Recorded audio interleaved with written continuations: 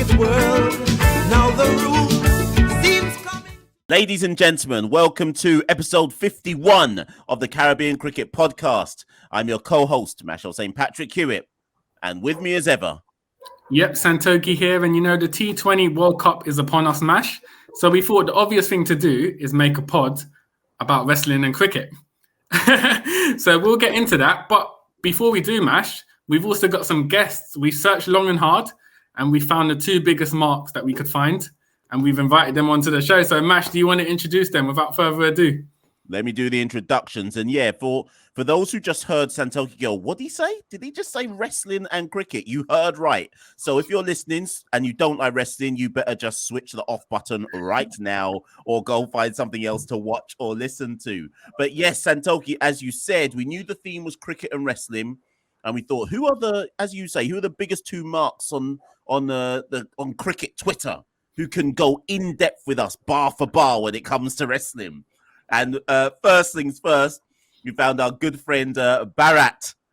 Bharat, what are you saying? You're back. You're back for the second time on the Caribbean Cricket Podcast, but this time to talk wrestling. How you doing? I'm doing well. And you know why I'm back? I just saw a tweet from you guys last week that I'm no longer the most listened to episode. So I thought this is when, it's like that Royal Rumble moment, right? It's number 23 or some random number, and my music blasts through and I walk in. And that's why I'm back. I'm here to regain what is mine. But also, this is cricket and wrestling, and I am wearing an Eric Bischoff t-shirt. And Eric Bischoff does say cricket and wrestling are the new milk and cookies. So, what better place than this one to discuss cricket and wrestling. And I'm so excited. I've been waiting for this for the last 2 days, ever since you guys told me. Prepping as well. I'm not sure I'm as prepped as my good friend who is joining us right after me. But yeah, I'll try my best. Yeah. Excellent. It's great to have you back on. And Santoki, after Bharat said he's back to make a statement, I should have introed him by going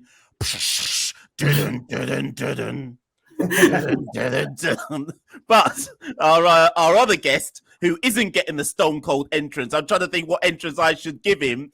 I'm sure he'll give me his own entrance, but it is of course Aatif Nawaz. Aatif, how you doing?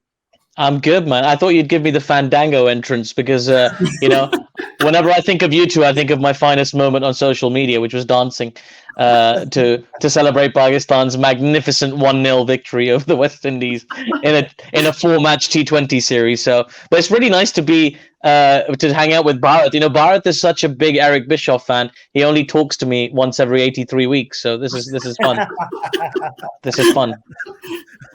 And already, if you are a wrestling fan, already you're salivating at what more we're going to be saying in this particular episode. But to give it a bit of context, so this is how this episode came about. For those who are listening or watching on the visuals, so myself and Santoki are massive wrestling fans.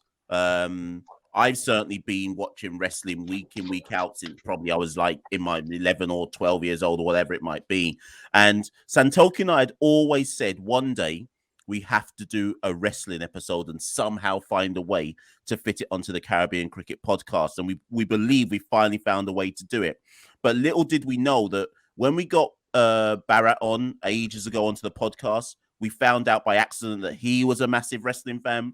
And the same happened with Aatif as well when we found out that he is a big wrestling fan. And the thing is, it's going to be interesting today to work out who's the biggest wrestling fan. Because Santoki, you and I have always said we don't need to prep for a wrestling episode because our heads are like wrestling encyclopedias. So let's see which of the four of us has the best or biggest knowledge for today. But Santoki, before we go back to Bharat and Aatif, just give me a bit of, or give those listening a bit of your wrestling background and history as a fan.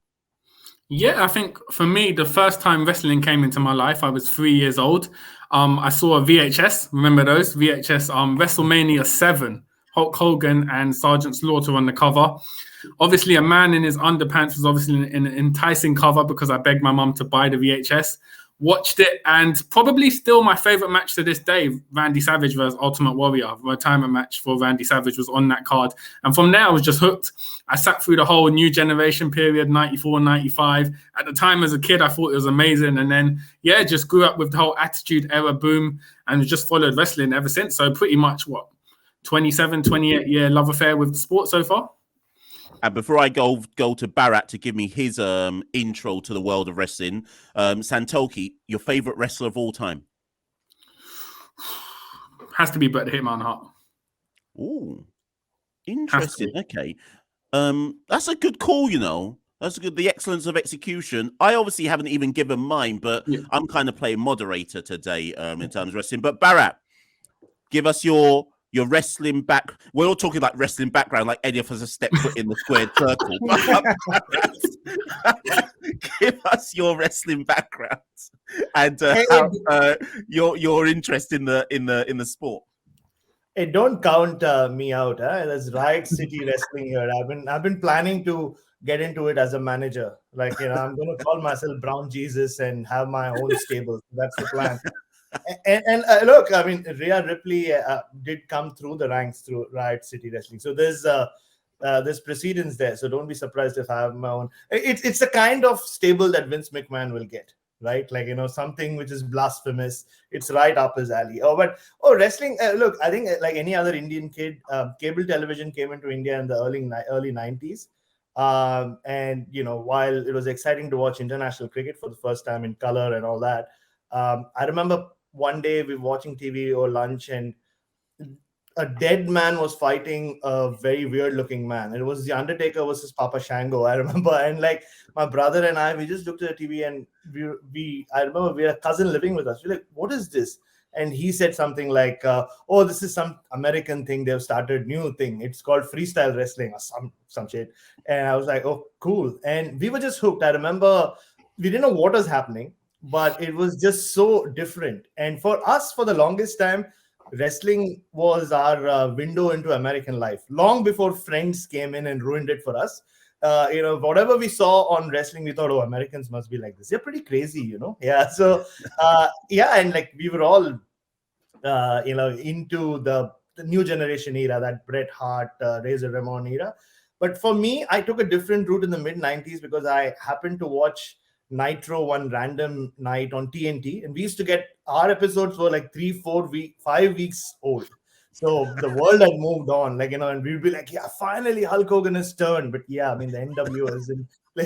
So and I was totally hooked onto WCW and along with my brother, and we then kind of faded. The WWE thing faded, and then we watched Sable, and Sable was the first semi-naked woman most Indian men of my age saw. We didn't have access to porn. Internet came very late, but honestly, Sable opened our eyes in many ways. Yeah. So then suddenly we became WWE marks or WWF marks after that. But yeah, wrestling's played a huge role in my life. I know I'm a cricket journalist and all that, but if there's wrestling and there's cricket on TV, I'm always watching wrestling. Favorite wrestler, Bharat? This might surprise you. It's always been Scott Hall. I just, from the time he was Razor Ramon to then, he changed wrestling, right? His promo is what set the NWO, that journey began with him. And greatest wrestler, I think great promo guy. And most people around him will tell you, when he was right, I don't think there was anyone better than him. I mean, he created the Crow Sting character as well. So for me, Scott Hall, Razor Ramon, always number one.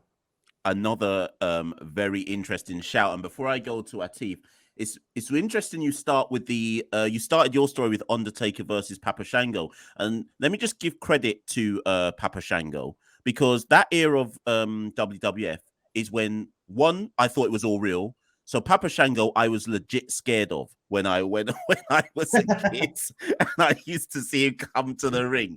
And that was also the Undertaker era where I think I wasn't suspending disbelief. I think I did think Undertaker was dead. So, I don't know how I thought that, but I definitely did think that Undertaker was a legit dead man. But Aatif, over to you, your background. That's a really great picks, by the way, guys. I love them both. I could start. I've sort of watched my first wrestling. My first wrestling event was the same as a lot of British people. It was SummerSlam '92, and I was 6 or 7 at the time. And I watched it, and there was all this hype about Bulldog, Bulldog, Bulldog, Bulldog, British Bulldog. Everybody around me at school, these older kids, they love the British Bulldog, and I was all right. Well, let's see what this Bulldog thing is all about. But I got to tell you, when Bret the Hitman Hart came down the aisle, I was like, who is this? What is this pink and black combination? That leather jacket, the glasses, the music? Are you kidding me? I love this guy. And, he has since then and forever remained my my favorite wrestler. In fact, I was telling this I was doing a podcast just a couple of weeks ago, and I was telling somebody that the minute I knew Bret Hart would be my favorite forever is he won his first WWE World Title against Ric Flair on my birthday. So that happened. It aired on my birthday in England. I remember turning on Superstars. This is before the internet. This is before you'd get spoilers or you knew anything. You literally just turn on the TV at the right time and just see what they have to present to you. There's no build up, there's no hype, there's no nothing. And it was like an unplanned match, right? It wasn't advertised. It wasn't even on a big pay-per-view. It was like on a house show that Bret won the title, and they televised it afterwards. And so imagine turning on the TV. I've only seen Bret lose a few times. I've seen him do a couple of bits and pieces, but I love this guy. I got a poster of him. And on my birthday, he wins the world title. I thought they had done it for me. I was a kid. I thought WWE was like, it's his birthday. Let's make his favorite the world champion. So, and interestingly, I fell in love with cricket at exactly the same time. So 92, Pakistan, saw them for the first time. They win the World Cup. 92, see Bret Hart for the first time. And it was very similar things. It was the colors, it was the green, the bright green of Pakistan, the bright pink of Bret. Like my whole life, I've loved both those colors. Like when Squid Game came out, I was all over it. It was just, it was Bret and Pakistan for me all the way through. Do you know what? It's fascinating I'm probably committing sacrilege here, but Bret Hart for me was one of those guys who was like obviously technically brilliant. He never did it for me, But everyone goes quiet. He never did it for me. I'm with you there, yeah. But just because all of you've given your favorite wrestlers, I'm just going to say that mine was Chris Jericho, because when Chris WCW era '98, when it was better than WWF, was the hottest period in wrestling, probably until now, with AEW suddenly making trying to battle WWE right now. And at that time, I thought Jericho in '98, prior to him jumping ship, so maybe about a year and a half before he jumped ship to WWF, I thought he was the hottest thing in wrestling. Promo skills in the ring. I don't know if you lot remember Ralphus, who used to walk with him to the ring. And I just thought the whole Jericho shtick, I thought this guy is money. And I think I've been proved right over the next 30 years when he is still as relevant today as he was whatever he was, a young 20-odd-year-old back in '98. Because he's probably one of the few wrestlers who's always been able to reinvent himself and stay relevant in wrestling. So mine was always Jericho. But we digress. So those listening, if you're wondering, okay, cool, guys, you started off with giving us your wrestling history, your wrestling background, and your favorite wrestlers. What's that got to do with cricket? We haven't forgotten the cricket. So between the four of us, we've come up with a unique game. Those who've been following all of us on our different handles, over the last few months or so, we've been tweeting about if cricket teams were wrestlers. And with the World T20 on the immediate horizon, and we won't say who we think might win or whatnot, but with the World T20 on the immediate horizon, we thought we'd do a special one-off edition, not looking at who are the favourites in the World T20, but instead focusing on what if these teams were wrestlers? who would they? That's the content you really want. What if these teams were wrestlers? and who would they most likely be? And what we've done, all four of us have gone away. We've looked at the 12 teams. We're going to assume that Ireland will have qualified. And if they didn't, I apologize to Namibia for thinking it would be Ireland. And for each of the 12 teams, we've all gone away without telling the others, and picked which wrestler these teams are most akin to. What we're going to do is we'll go through team by team. We'll all give our explanation for the wrestler that we've matched our team to, and at the end of each round, we will vote for who's given the best explanation. The only rule is, or criteria, is that we cannot vote for our own selection, and that will give us the final 12. Of course, when this is out, jump into the comments, tweet whoever you want to tweet and abuse them for the choice they made. I'm fairly certain there are going to be some controversial selections throughout this. I have no idea what anyone's coming with. So don't blame me, because we're all going off the cuff here. We have no idea what is about to happen. And just for the housekeeping rules, we can select from any era, any promotion, just anything related to wrestling completely. Gentlemen, are you ready? Mm-hmm. Okay, everyone's set. This is a Michael Buffer. You can't just go, are you ready? Okay. I'll try at least Bruce Buffer, yeah. Ladies and gentlemen, for the millions, I can't remember how you used to do it, for the millions watching around the world,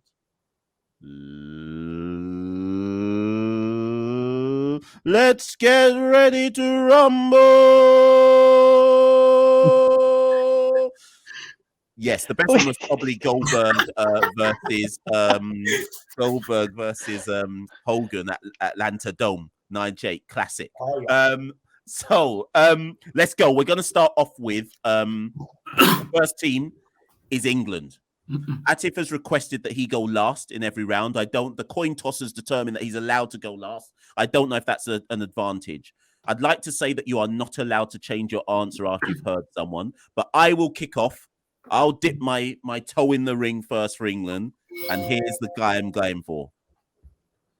You lot ready? Here I go. England is Kevin Nash.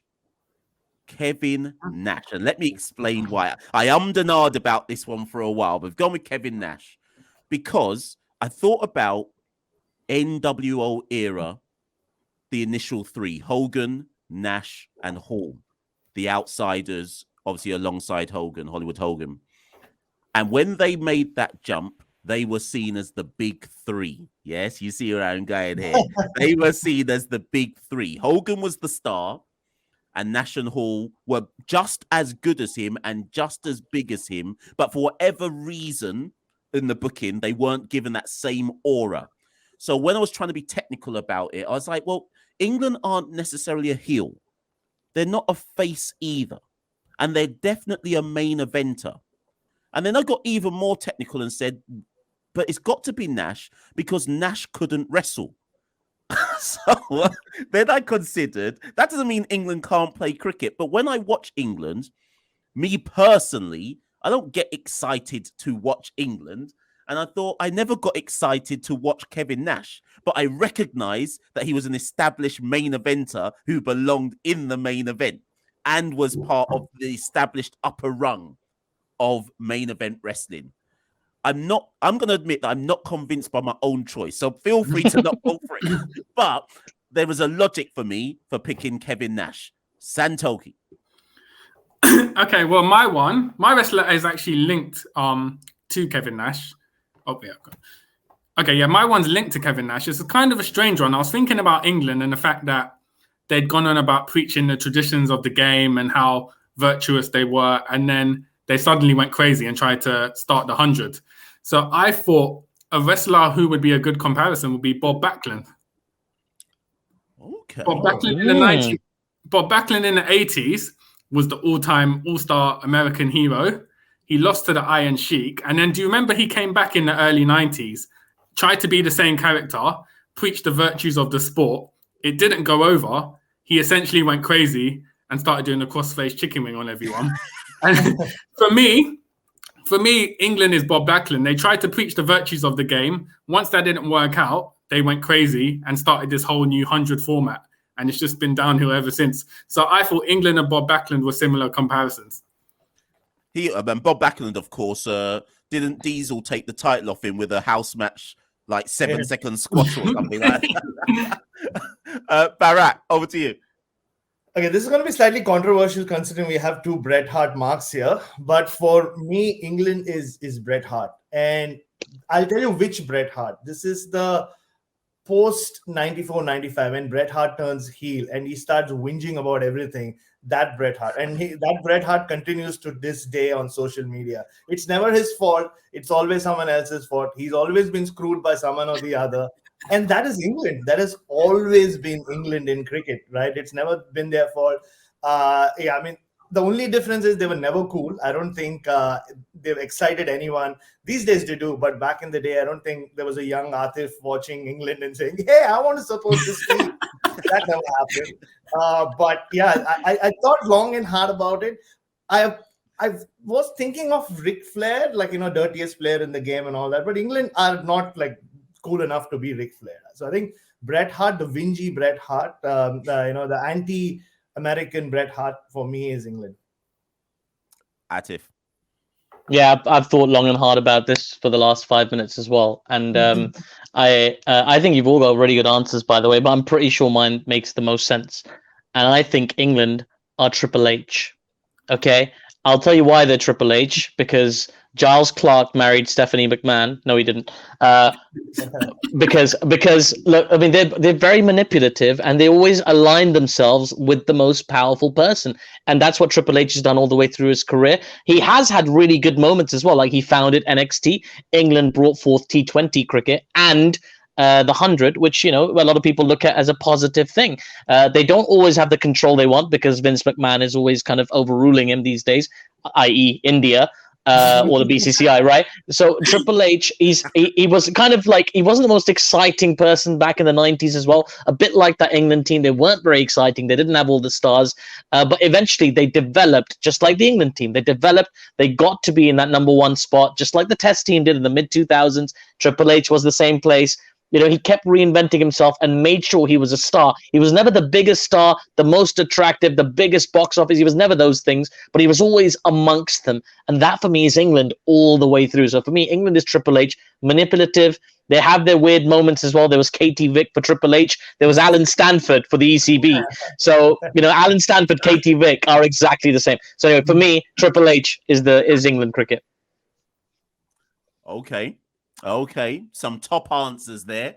We've got Kevin Nash, Bob Backlund, heel Bret Hart, and Triple H. Gentlemen, I'll give you no more than 10 seconds thinking time before I expect you to cast your vote. You cannot vote for your own.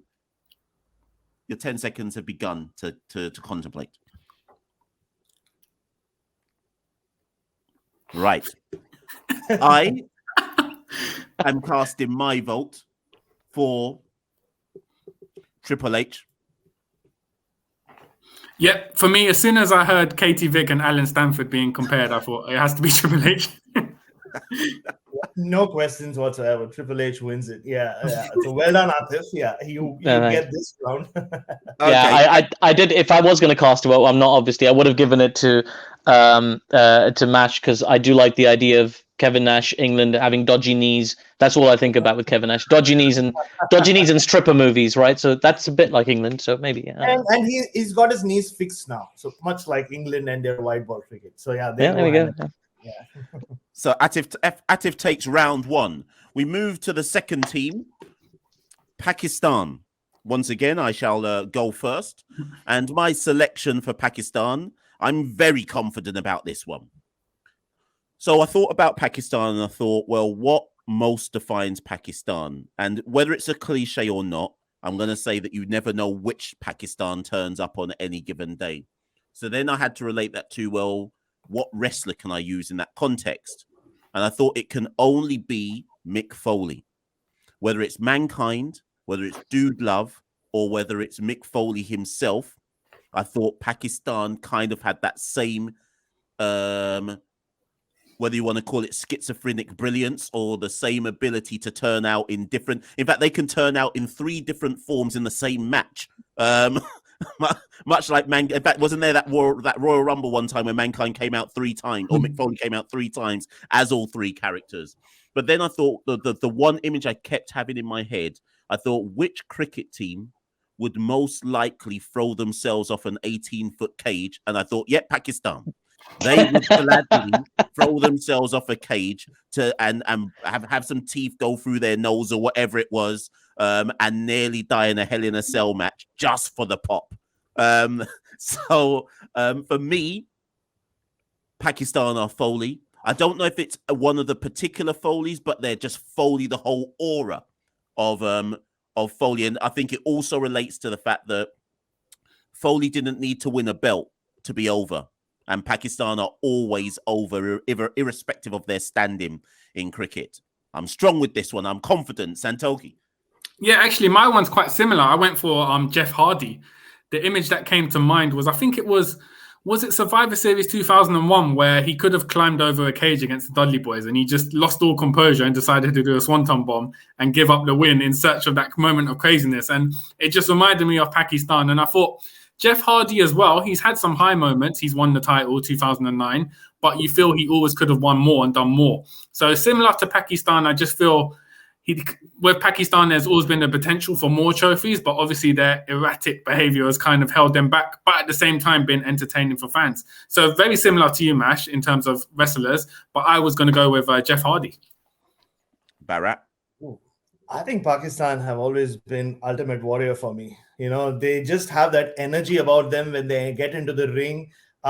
Regardless of what day they're having, when Pakistan are playing, you want to watch because you don't know what is going to happen. And especially on the mic, the captains that they've had, you have no idea what they're talking about, but you want to listen to them. And that's the beauty of that was the classic Ultimate Warrior promo as well, right? And and you know, they had those moments like, you know, and whenever there were issues away from the ring, it would show in the ring as well. And I don't know, the whole mashup of them, just makes them ultimate. And they have, they beat the 92 World Cup win, or the times they beat India and Sharjah and all that, which happened with the Warrior as well. But he kept falling out, and that is Pakistan as well. Top that one. That's it. This is going to be hard. That promo, you know, is very hard to beat. But I do think I got it right. And I'm going to get, this won't be very funny, but it's quite logical. Okay. Pakistan is Bret Hart for all the reasons that Bharat said it was England. And let me break it down for you. Pakistan is largely credited with inventing reverse swing, right? Bret Hart was a technical marvel. He was the excellence of execution. He was technically very, very proficient. Bret Hart got constantly screwed by other wrestlers, by promotions, by organizations. Pakistan constantly gets screwed by other organizations. Shawn Michaels refused to wrestle Bret Hart on multiple occasions. India refused to play Pakistan all the time. And though Pakistan have been brilliant, they've won titles, they've traveled, they've got wonderful memories, they've got a very exciting persona, they often moan and complain, like especially over the last few years, Pakistan have had to moan and complain. Now, a lot of Bret Hart fans will say Bret is very justified in moaning about whatever it is he's moaning about. A lot of Pakistani fans will say, in fact, world cricket fans will say, Pakistan are perfectly justified in moaning about the things that they have to moan about. You know, they've had a very tough time of it, some big injuries, you know, and there's some very tragic events. Obviously, with the spot fixing scandal, Bret had multiple tragic things to deal with in his life. You know, the losses of close family members, the stroke. You know, I think it's a bang on parallel, but also they both shift a lot of merchandise. Bret sold a ton of those glasses. Pakistan has sold a lot of those shirts and those ridiculous medieval hats you get at cricket matches in England. They sell those by the truckload. So, and also they've got this crazy fan base in Germany, which is weird. You know, Pakistan has a big fan base in Germany. Bret Hart had a massive fan base in Germany. Really bizarre parallel, but true. So anyway, logic. It's not, I mean, it's really hard to beat the promo, but anyway, let's see what you guys think. So we've got Mick Foley / Mankind / Dude Love, Jeff Hardy, Ultimate Warrior, and Bret Hart. This is a tough one. So remember, you cannot vote for your own. 10 seconds to think about it.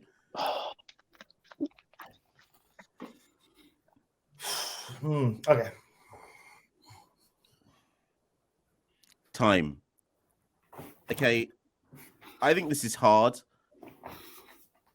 Bharat nearly stole it for me with that kind of promo line. That's the funniest thing I've heard in a long old time. But I can't go Ultimate Warrior Bharat simply because I feel like when he got his win, he never actually got over. It's almost like the win he flopped after he got the big win. So controversially, despite Aatif's excellent deconstruction, for me it has to be Jeff Hardy. I'm gonna go Jeff Hardy on mine. Santoki. Okay, it's me up. Okay, so firstly, well played, Aatif, for selling us the belief that you've only thought of these on the spot. You've clearly put a lot of research into these. I've thought about it for most of my life, is the truth. But purely for the promo comparison, which was hilarious and spot on, I'll give it to Ultimate Warrior, Bharat. Thank you for that. But I think when I sat and thought about Pakistan, the first name that came to my mind was Mick Foley, like you, Michelle. So they have that unpredictability about them, right? And even if they've been thrown off the cage, they'll still climb back under the cage, and the Undertaker would not know what to do, so he'll just push him down the cage again. That is Pakistan. Like, they'll keep coming back to India, and let's not get into that. Yeah, not on this platform. But yeah, I think my vote goes to Mick Foley. Oh, weird. This is going to be interesting. Right, Aatif, you have the deciding one here, Aatif. Whichever you vote for wins. That sucks because I can't be tactical and I can't vote for myself. This really sucks. I've got to be honest, right? And I genuinely think mine was the best answer. But anyway, I think, but that was just so funny and so apt to say the Ultimate Warrior, and I think there's a lot of Pakistani fans who'd find that a really flattering comparison as well. So I gotta go Ultimate Warrior, man. Lovely. So we have Aatif at 1 and Bharat at 1. Levels up with Pakistan being Ultimate Warrior. Now to our faves, West Indies. Ooh. The West Indies. I ummed and ahed a lot about this and changed my answer. So I'm going to freely admit I still don't think my answer is right. And when I look at what I've written down, I actually have 2, and I'm about to randomly pick one of them now. So in the end, I have decided to go for The Undertaker. Now, I'm going to say initially I had Ric Flair, and then I went to Undertaker at the last minute. And the reason I went for The Undertaker is because I thought, right, West Indies, you can see where this is going as soon as I start. West Indies were the best team in the world for 15 years. Undertaker held the streak until, I don't know if it was 15 years, but I'm going to draw a parallel. Well, it's got to be 20 plus because of the WrestleManias, obviously. So Undertaker held the streak for pretty much the whole of our wrestling formative lifetime until Lesnar broke the streak. Once Undertaker's streak was beaten, he always kept his aura. He always got the respect pop. Not a nostalgia pop, respect pop for what they've done, for what he's done in the game. And then as he neared the end, he just looked old and tired. But still out of loyalty, all of us would still give him the pop, even though he looked old and tired. And almost we were begging him to just give up now. And I feel like West Indies are in a similar situation where we will always get the respect pop for what we've done. But everybody can see we're old and tired. Our knees are shot, and we just need to give it up now. So I'm going with Taker, mainly because I think I wanted somebody who could align with that same kind of aura of nobody could beat them. So it was Taker for me. Santoki. Yeah, for me, it was Hulk Hogan. So I think the 2 phases of Hulk Hogan represent the 2 phases of West Indies cricket. You have Hogan in the 80s, which mimics the Clive Lloyd, Viv Richards era, destroying everyone throughout the 80s. West Indies blackwashing England in the mid-80s is the equivalent of Hogan slamming Andre the Giant. And then if you flip to the West Indies T20 team, they kind of mirror Hogan's heel turn. Everyone's saying they're mercenaries. I mean, Chris Gale saying he doesn't care about Test cricket is the equivalent of when Hogan joined the NWO, that promo, people throwing cups into the ring, uproar still to this day. But at the end of the day, even when being portrayed as heels, the West Indies T20 side, you can't help but like them. So they'll always eventually get the cheers and the pops. I mean, Hulk Hogan today, despite everything he said and done in recent years, you could wheel him out to a massive pop. West Indies will always have that respect and get the pop, despite what people have said about them. So I think Hulk Hogan perfectly encapsulates the 2 phases of West Indies era. Okay, strong. We're all going to top main eventers. Bharat. I was going to go Hulk Hogan as well initially, but I'll go for my second choice now. I'm going with Chris Jericho. And the reason for that is I think West Indies have evolved better than any other country in cricket. Right, when Test cricket was the most relevant thing in the world, they were champions at it. When one-day cricket was the most relevant thing in the world, they were champions at it. And now the T20 cricket is the most relevant thing in the world. They are champions at it. And that's what Chris Jericho always has been. Like, he always transformed himself based on what he had the best promos ever. Like, the list of Jericho, I'll never forget. Not the one that he brought to WWE, the one where he kept reading out arm drag after when he and Dean Malenko had that feud of theirs. Like, yeah. And I think they've always got it right. And, they have always been the most entertaining team. Whether they were in their early 20s with Chris Jericho or now when they're 50, and they will always stay relevant. And Chris Jericho, wherever he goes, and everybody wants Chris Jericho in their promotion, just like everybody wants West Indian players in their league or West Indies to play in a tournament. They want them to watch. A happy Chris Jericho means happy wrestling. A happy West Indies means happy cricket world. Oh, these answers are getting strong, Aatif, what you gonna pull out the hat here? Okay, I've got this. Let's just work with me here. I was going to pick a really obscure Japanese wrestler, but I didn't know how good your Puro Russo is. I was going to go with Kenta Kobashi, but I'm making this a bit more, broadly, I'm making it more accessible, right? So I'm going to go with Rob Van Dam. The West Indies are Rob Van Dam, and I will explain why. When Rob Van Dam was in ECW, he made the television title mean a lot more than the world title. The West Indies won the first 2 cricket 50-over World Cups, the one-day international World Cups. At the time, one-day cricket was a new thing. Everybody was Test cricket. The West Indies were the first team to be. They were instrumental in wait, what is this format of cricket? What is this television title? The West Indies made the television title mean something. And also they had this unique style. Everybody loved them. Even people from other promotions or other wrestlers who were their favorite. He was everybody's second favorite, Rob Van Dam. Whether they loved him the most or not, they always loved him second most. And I feel like almost everybody out there, their second team is the West Indies because they feel the love for that unique offense, that attacking style that nobody else has. Only they do. That stylish gear, that swagger. I'm thinking about the chains a lot of West Indian players wear. Look at all those weird airbrush suits that Rob Van Dam used to wear. Also, Rob Van Dam is very, very fond of a certain plant you find in certain parts of the West Indies as well. So, I feel like I can't spell it out anymore, guys. Rob Van Dam for me is definitely is the West Indies. That might even be a tougher round than Pakistan. So we got Taker, Hogan, both All-American one and Hollywood.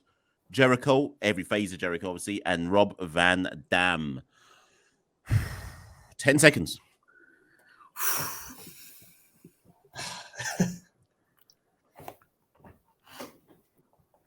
Time. This is tough. I actually thought I'd take this round. I'm gonna go. All of us have I'm going Jericho. No. Oh. Ooh. Swerved him. No, I'm going to go Jericho. I've got one issue with Bharat's answer with Jericho in that I think Jericho has never really been seen as a top main eventer, but the context of what Bharat explains, I get. So I'm going Jericho. Okay, yeah, this one's a tough one. I'll go with Aatif Rob Van Dam. I just think the television title and one-day game comparison was brilliant. I'm going with Hulk Hogan because when I thought West Indies, the first name that came to mind, like you said, was they needed the NWO to, for them to turn heel and to, kind of reinvent themselves. So I'm going Hogan with this one. I like mine again, to be honest with you, but I'm gonna go with. Sorry, I am Rick the Model Martel in real life. I'm gonna go with Undertaker. because I think that respect thing is really like, you know, it's a very good argument. Like, the respect would always be there, even when the performances are diabolical. You just remember those iconic moments, and they still deliver them. You know, way past way past the moments. There's still, you know, that moment, Carlos Brathwaite, remember the name, that still happens. You know, so yeah, I think the Undertaker comparison was really apt for me. So wait, does that make it a 4-way tie? It does indeed. But luckily, I knew this might happen at least once. So, crowd who are listening or watching, you will decide. We'll go via what's in the comments or who ats us or whatever for that particular round in the West Indies. Send your replies in Taker, Hogan, Jericho, or RVD. But remember to go via the explanation from each of the individuals. We move seamlessly along. So we have no final answer for West Indies. We move seamlessly along to Australia. I'll keep mine quick because I think I win this round. So, Australia, we've had this answer already. I can't remember which round, but I think Australia are heel Bret Hart. Okay, specifically heel Bret Hart. And the reason why I say that is because no one actually likes Australia other than Australians. When Bret Hart turned heel, he was super over in Canada. He was a face. Everywhere else in the United States, he got booed out of every single arena. And that's the only time in Bret Hart's career that I really liked him, because I thought actually Bret showed me a different side to him as a... In fact, no, I liked him in the early days of WCW, but Bret showed me a different side to him when he turned heel and got that kind of Canada love. And I kind of feel that about the Australians. Nobody really has time for them. Outside of Australia, there might be some grudging respect, but we don't really support them. So for me, Australia are heel Bret Hart. Santoki. That was a really good one, Mash. I'll go with Goldberg. I think Australia and Goldberg, they both had a brilliant undefeated streak in the late 90s, early 2000s, and I think there was a moment in the 2000s where, I don't know if you remember, where in WCW, Goldberg's last ever appearance, he was chasing Jeff Jarrett into a car and he was meant to smash the window of the car and it was meant to be prop glass. Him being such an alpha male, such an Australian, once he realized it wasn't prop glass, he then proceeded to smash it anyway, and he severed an artery in his hand, and he carried on with blood just pouring down his hand. He had to go to the hospital, and just that defiance alpha male attitude just represents Australia in the 90s, late 2000s. Fast forward to 2021, Goldberg's still relying on that reputation. And if rumors are to believe, he plays a lot of politics. He refused to put the Fiend over in their title match, which is similar to Australia refusing to travel to any country to play tests at the moment. So I think Goldberg, Australia, very similar parallels. All right. Ooh, that's a good one. For me, Australia is Shawn Michaels. You know, they lose their smile very often, or like, you know, they're like Shawn Michaels used to back in the day. And every time they're under pressure, they talk about having... I don't know, it's too controversial. I won't put it in those words, but like, you know, they'll talk about having found peace in something, you know, about their culture, how they are reformed, you know, how they are not who they used to be in the past. And they've always had creative control. They pick and choose who they want to play with. Like, you know, if you go back to the 96 World Cup or 2003 World Cup, or even now, like they decide who they want to face, who they want to put over. And yeah, I mean, the world goes along with them because, like Michelle said, there's that grudging respect for them. You're like, yeah, it's still Shawn Michaels, right? You know, he'll still give you good matches, whether you like him or not. He'll still win more often than not. And I think that's classic Shawn Michaels. And also another thing is, once they open their mouth, they never sound like what you imagine them to sound like. They have that weird voice, that weird accent to them as well. And yeah, for all those reasons, they're always Shawn Michaels. Okay, so I might be sacrificing this one to the gods of comedy, but Australia is Owen Hart.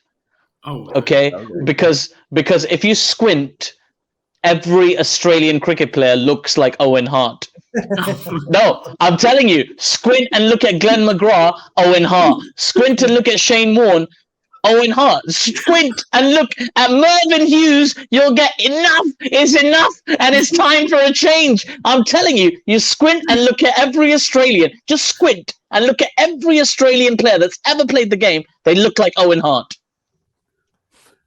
Well, I was going to say, and I'm surprised you didn't say Brett Lee because I agree with you. Oh, Owen Hart. They all do. All of them. Go back. Don Bradman looks like Owen Hart.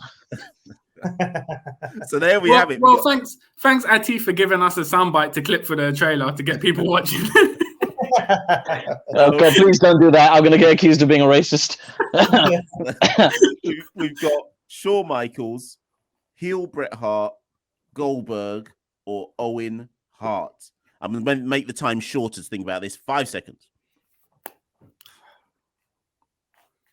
Time.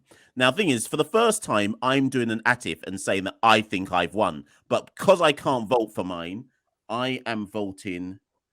I actually think Santoki's right with the alpha male thing. I think that's a good shout. Goldberg.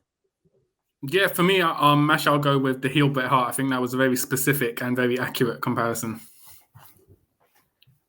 Sitting here in Australia, I have to go with Owen Hart. Yeah. and enough is enough. It's time for the change, is what every Australian politician says all the time. I gotta go Goldberg, man. It's just, it makes sense. They were just the perfect. They won. They had that winning streak, right? And also they're just a bit annoying sometimes as well. And the limited move sets, and I don't know. Like, I think there's, and waning legacy is a big one. So I think Gold, but still a draw as well. Still a draw if used correctly against the right opponent in the right environment with the right stadium. So yeah, I'd go Goldberg. I'd give my vote to Goldberg. Santoki, you're on the board with the Goldberg. I'm not on the board yet. So, but we move though, and we move. Mashal's the Barry Horowitz of the group. So I was just gonna say that. That's great. Yeah, we've moved to. we've moved to what I think is undoubtedly this is going to be the most controversial one. Of course, we move to India. So I do not have a wrestler as such for India. I have gone for Vince McMahon, specifically in the Attitude Era when he took steroids and pushed himself and was kind of like a part-time wrestler as well. And the reason why I've gone for that particular edition of Vince McMahon is because by that time, sorry, not the Attitude Era, kind of like Attitude Era to where he basically blows WCW out of the water. And the reason I've gone for that, Vince, is because similar to now, where India have no competition in terms of how cricket is manifested, if you want to talk IPL or whatever it might be, Vince made WWE so big that he could call all of the shots. And not only could he call all the shots, he called enough of the shots that he could actually push himself into the main event, even if he didn't belong there, because there was nobody to stop him. And when I thought about it, I was like, India aren't actually a wrestler. They are just Vince. Vince controls wrestling and India control cricket. And I don't even mean that from a lazy BCCI thing. I just mean in general, just India are the biggest draw, and Vince is still, even with AEW around the corner, is still the biggest draw in wrestling, whether people like it or not. He controls the kind of dynamics of the wrestling industry. So Vince McMahon, but specifically Attitude Era Vince. Santoki. Okay, I went for Seth Rollins. I think India in that place where they're not sure if they want to be edgy or family friendly. They're kind of in between.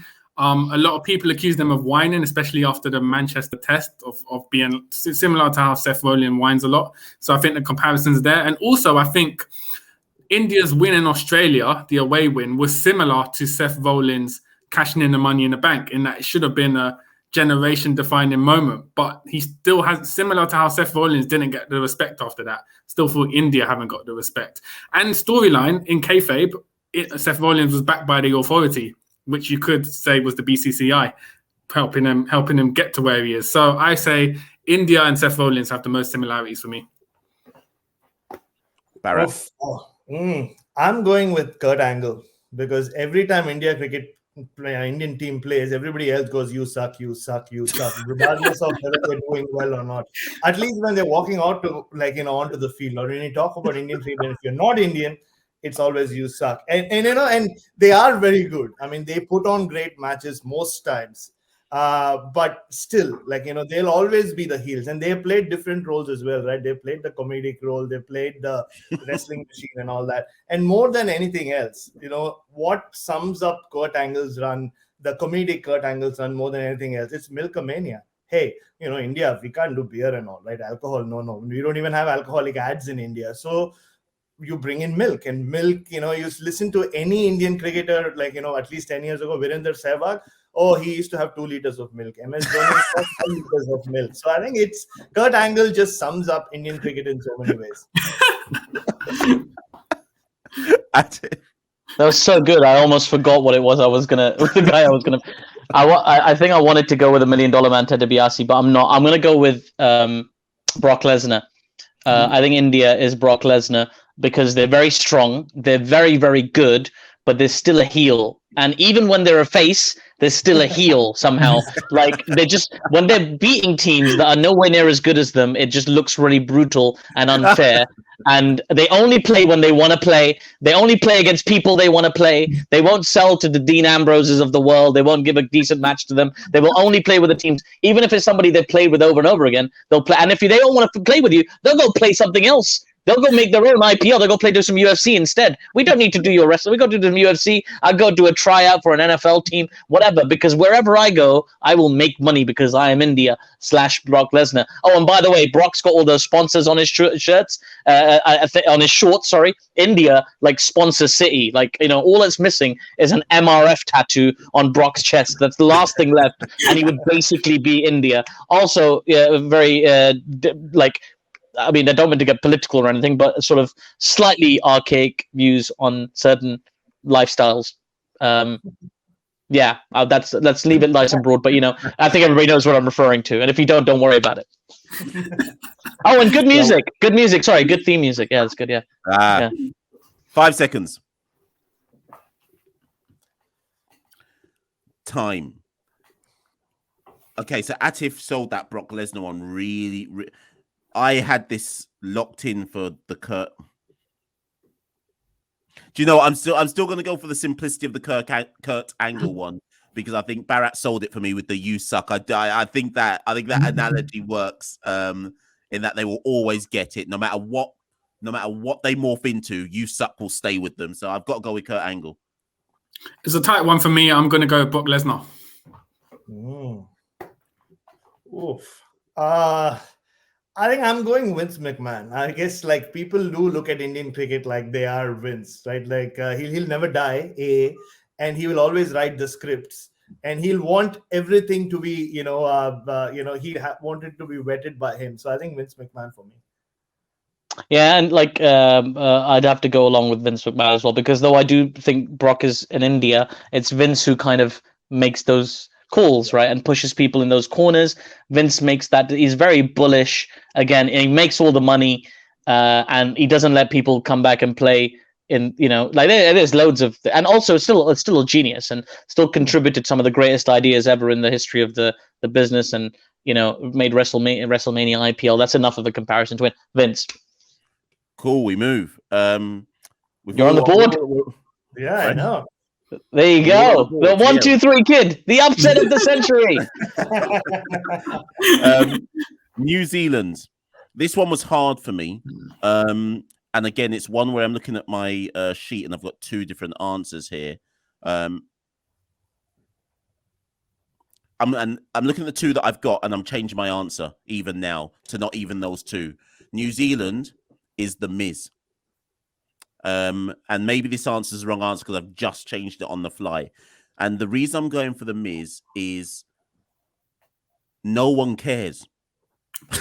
no one cares. Okay? Like, Miz has won the world title. He's won Money in the Bank. He's main evented WrestleMania. He's done everything. He's got to number 1. And it doesn't matter what he does. No one cares. Yeah, you're kind of over.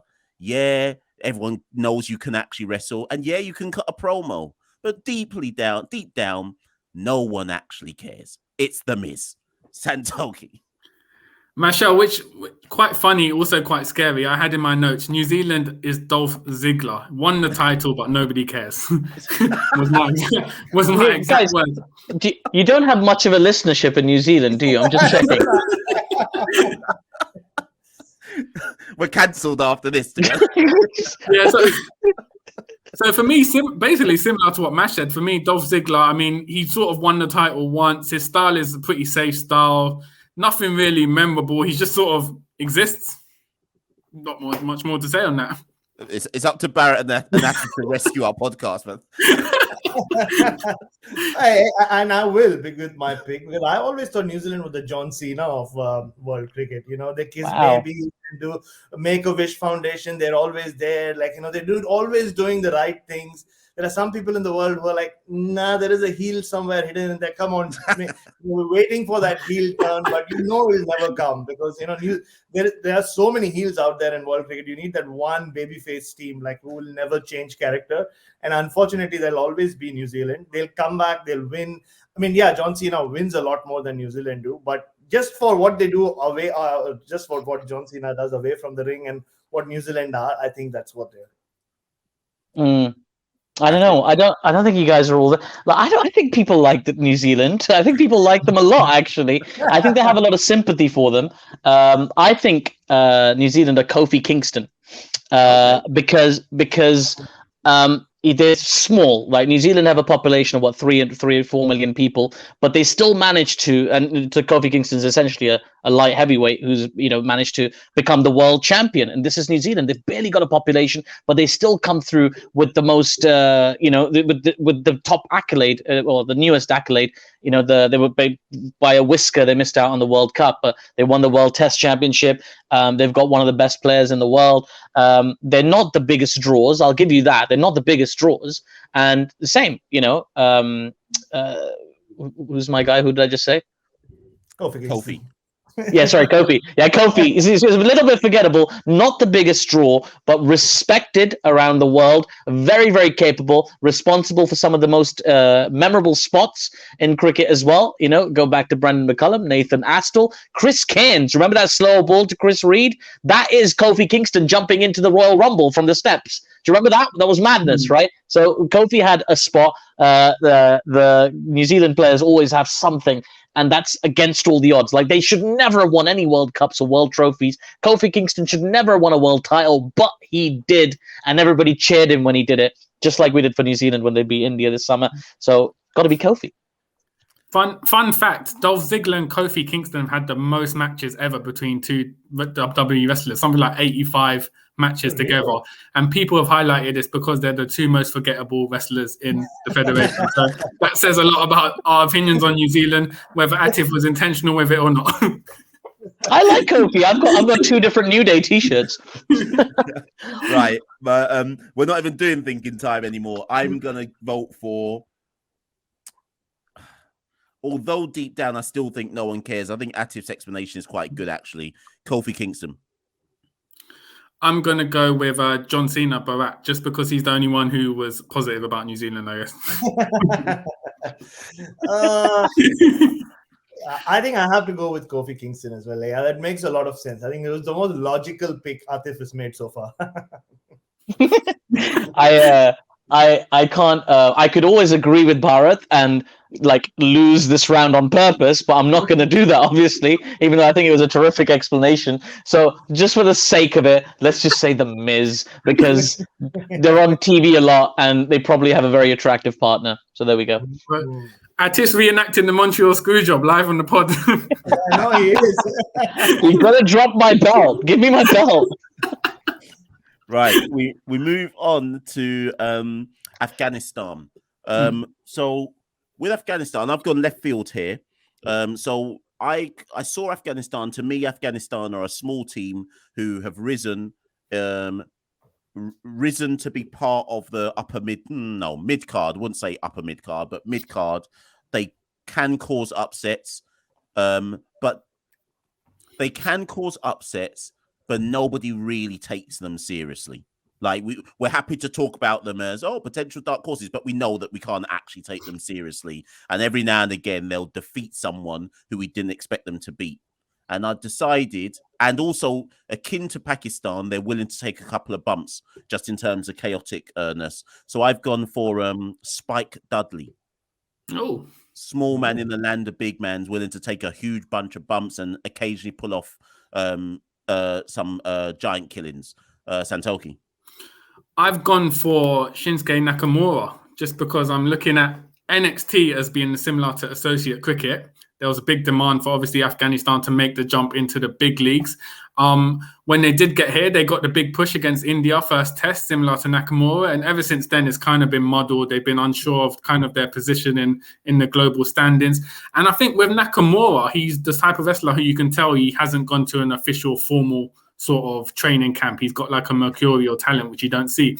Afghanistan, Rashid Khan, the spinners they have, it's very unorthodox, but it's very watchable as well. So for me, Nakamura, Afghanistan.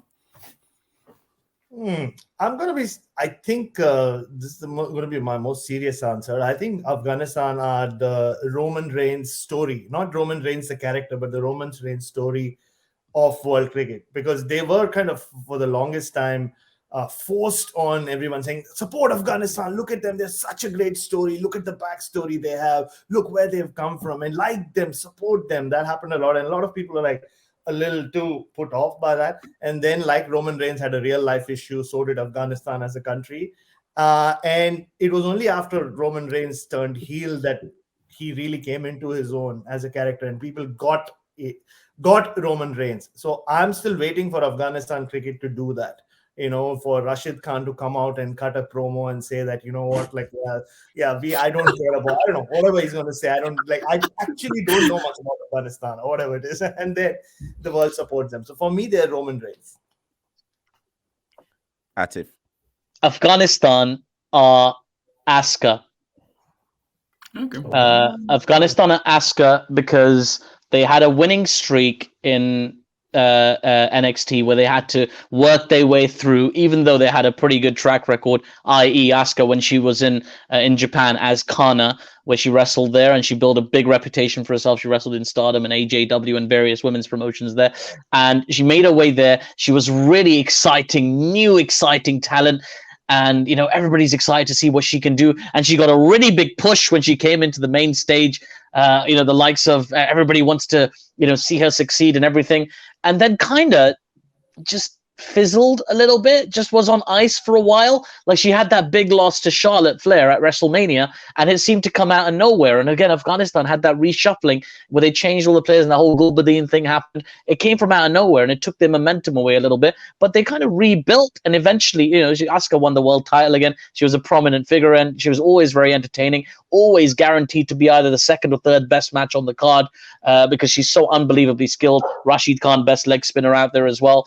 I like the idea of Asuka, and also kind of opened the door for other Japanese talent. That's what Asuka's done. Without Asuka, there's no Kairi Sane. There's no new influx of talent from the Southeast Asia, West Asia coming over to WWE, even Xia Li and these guys. So, in Afghanistan now, their success story in Test cricket. Now people are talking about Oman, people are talking about Scotland, people are talking about Namibia, all these other countries, Nepal, obviously, like coming through and joining the cricketing landscape. So I think Asuka, man, trailblazer, very entertaining, and a lot like Afghanistan. They speak various languages there that I don't understand, and I can't understand Japanese either. So there we go.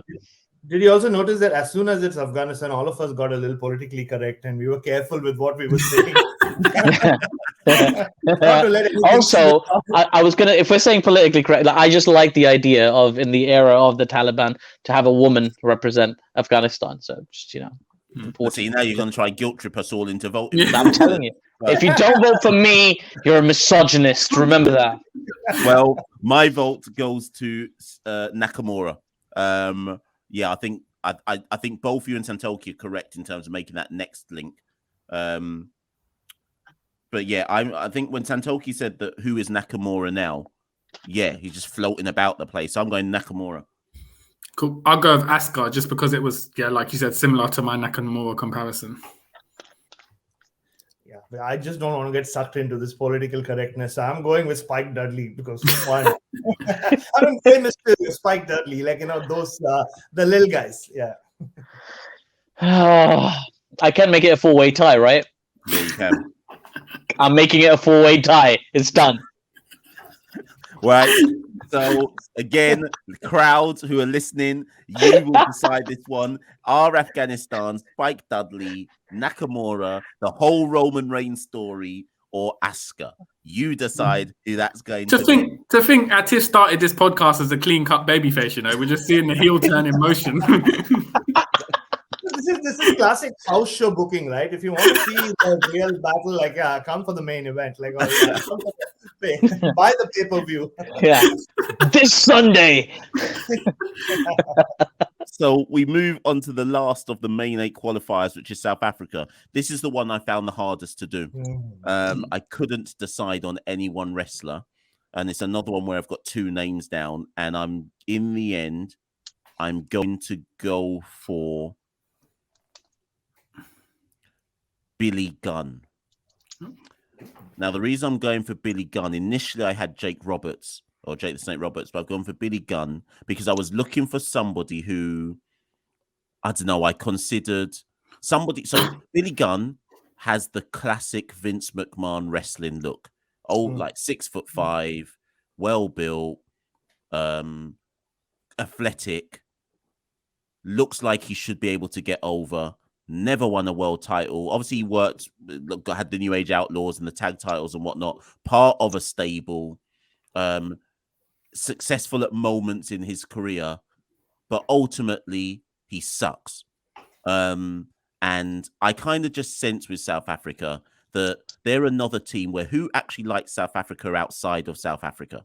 And that's why, and I don't know how that's a direct comparison to Billy Gunn, but Billy Gunn was popular when he was in DX, but Billy Gunn sucks in general. So I decided that that's South Africa. Yeah, for me it was a tough one as well. In the end, I went for Ted DiBiase, purely because he's the highest level wrestler I could think of who didn't actually win the title. In terms of he reached the top level of the mid card, never actually won the title. WrestleMania 4, when Hogan and Andre exited the world title tournament, you thought this is DiBiase's moment. Choked in the final to Randy Savage. So that just all reminded me of South Africa. My theme, like I'm sticking to the theme that you guys are on. I'm going to pick my favorite wrestler, Scott Hall. And the reason for that is when Scott Hall everything was fine behind the scenes or outside the ring, and everything was clear in his head. There was nobody better than him. He would give you the best matches. He would give you the best performance. He was good with everything. And like they say in wrestling, he was one of those wrestlers who really did not even need a title to be a champion. I mean, he was just one of those guys. I'm not saying South Africa have intentionally lost, but even times when they haven't gone through, even when they have the C word, they've still been the team of the tournament so many times. You think 99, you think so many other World Cups and other world events, and all their real life issues have kind of played out in the ring. Right now, with whatever is happening behind the scenes, with the whole social injustice thing, the dirty laundry is always laid out, like Eric Bischoff did with Scott Hall, and he brought his alcohol issues. He turned it kayfabe. Similarly, I think they've been unfortunate that way. Everything that goes bad, everybody knows about their life. But but they'll still give you the greatest performances, and you just know that they have that one big title run in them, but they're just not reliable enough. Aatif. These are all really good, by the way, guys. South Africa is Jim Cornette, because they're not shy about expressing their opinion. They've had a dodgy past at times with account to certain things. They overcome that. They've got some very, very good ideas, but they're best known really for training talent that goes and plays better in other countries or other teams. So, Jim Cornette trains the Prototype. He becomes John Cena in WWE. He trains Batista as Leviathan. He becomes Batista in WWE. I think he was responsible for training Brock Lesnar as well. All these great players, I'm thinking the Kevin Petersons of the world, all these kind of South African origin players that find themselves playing for, let's say, various teams, but we already mean England. I get the feeling he's that. And also he's just very entertaining. I I like a lot of South African players and their perspectives on the game. I can listen to their YouTube clips all day. And like, again, they've got a very culty following, like Jim Cornette does. He has a very culty following. Also, not afraid of using a few swears.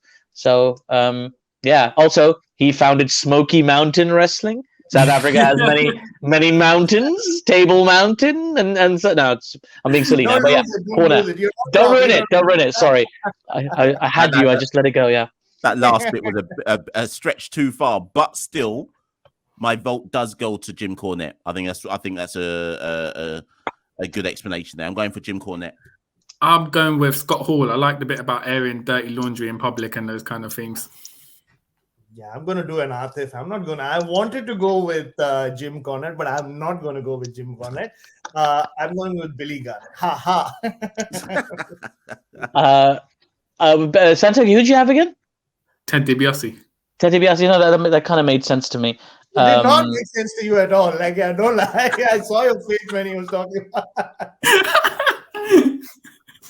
How did I get caught so quickly? How did I get baited out so quickly? No, it does. It totally does, because he had $1 million and he had the gold, and he never won. That's what it was. Money in South African cricket. No, because he never got a run with the title. No, wait, you said that. Sorry. Fine, I've got to give it to Bharat, because that makes a lot of sense. I gotta go Bharat. I gotta go with Scott Hall. He never got a world title run, but was very well respected. Always a good semi-finalist, Scott Hall. Yeah. Always good for the semi-final. And yeah, they conquered the demons of apartheid. They conquered them. So I think that's a pretty good comparison. Actually, I'll go with that. Okay, Scott Hall, which leads us to the last 4 qualifiers. First up, Sri Lanka. I think Santoki mentioned this person earlier on. So I had Sri Lanka. In my notes, I've put it's either Jeff Hardy or Scott Hall. And I think in the end, I'm going to go with Jeff Hardy. Because for me, Sri Lanka, you can't have any wrestler be Sri Lanka without paying homage to a wrestler who's chaotic in their personal life. So that's why I had Hardy or Hall. But the reason I went for Hardy in the end is because when obviously Sri Lanka won a World Cup playing a brand of cricket that hadn't been seen before. And in many respects, Jeff Hardy, when he broke into WWF, brought in a brand of wrestling that probably had been seen before, but was seen as new at the time that Jeff Hardy came about. And with the face paint and obviously Hardy's moniker is Charismatic Enigma. And I just thought that all fits the kind of whole Sri Lanka thing. And just when Hardy looks like he might break through, he might get a DUI. So, and again, that kind of fits with Sri Lanka cricket as a whole. So Sri Lanka's Jeff Hardy for me, Santoki. Yeah, my one was more focused on modern Sri Lanka team. I compared them to WWE NWO, just because you don't know who's in the side, who's captain. It's always changing. If you remember WWE NWO, it started off as Hogan, Hall, and Nash. It ended up with Nash leading the Big Show, Booker T, Shawn Michaels was in there at one point. You're like, what the hell is this guy doing in NWO? Just reminded me of Sri Lanka's chaotic team selection over the past few years. So I compared them to the stable rather than a specific wrestler. I think for me,